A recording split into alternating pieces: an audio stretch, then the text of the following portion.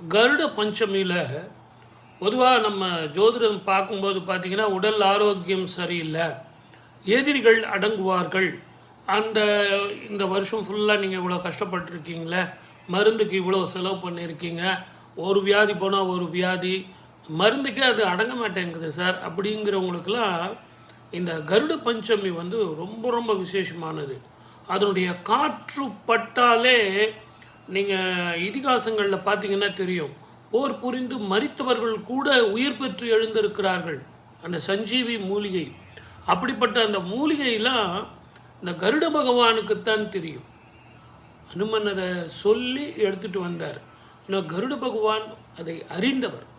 அதனால தான் நீங்கள் எதிர்வரும் அந்த செவ்வாய்க்கிழமை, இந்த வருஷம் பார்த்திங்கன்னா செவ்வாய்க்கிழமையில் முருகனது நாளில், செவ்வாய் ஆதிக்கம் பெற்ற இந்த நாளில் கருட பஞ்சமி வர்றதுங்கிறது ரொம்ப ரொம்ப விசேஷம். அது ராகுகால பூஜை அம்மனுக்கு. அதை தயவு செஞ்சு மறந்துடாதீங்க. உங்களுக்கு இவ்வளோ வேலை இருந்தாலும், குறிப்பாக அரசாங்க பதவியில் இருப்பவங்க, டாக்டர்ஸ், சர்ஜரி பண்ணுறவங்க, அட்வொகேட்ஸ், இவ்வளோ கஷ்டம் தெரியுங்களா? Advocates, criminal advocates, civil advocates, ஒரு இண்டஸ்ட்ரியில் வந்து தலைவராக இருக்கிறவங்க, பெரிய பெரிய நீதிபதிகள், இவங்கெல்லாம் வாழ்க்கை எவ்வளோ கஷ்டம் தெரியுங்களா?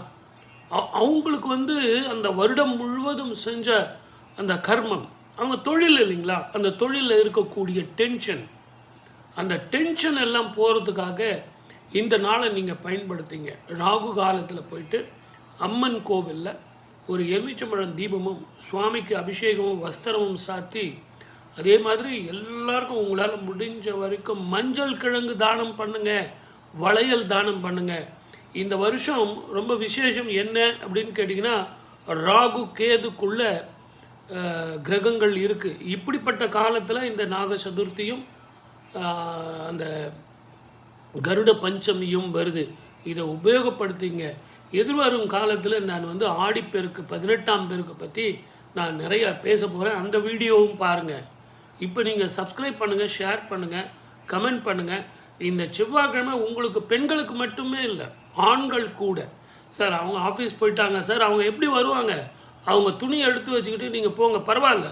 அவங்க வரலனாலும் நீங்கள் போயிட்டு பண்ணிட்டு வாங்க. மனைவி பண்ணலாம், தாய் பண்ணலாம், சகோதரிகள் பண்ணலாம், படிக்கிற குழந்தைங்களுக்கு பண்ணுங்கள், திருமண தடை உள்ளவர்களுக்கு பண்ணுங்கள், குழந்தை பாக்கியம் இல்லாதவர்களுக்கு பண்ணுங்கள். இதையெல்லாம் பண்ணும்போது ஆரோக்கியம் மட்டுமில்லை, மனசாந்தி, மனத்தெம்பு, சந்தோஷம், தெளிவான முடிவு எடுக்கக்கூடிய மனோபாவம், இது எல்லாம் வரும். சப்ஸ்கிரைப் பண்ணுங்கள், ஷேர் பண்ணுங்கள்.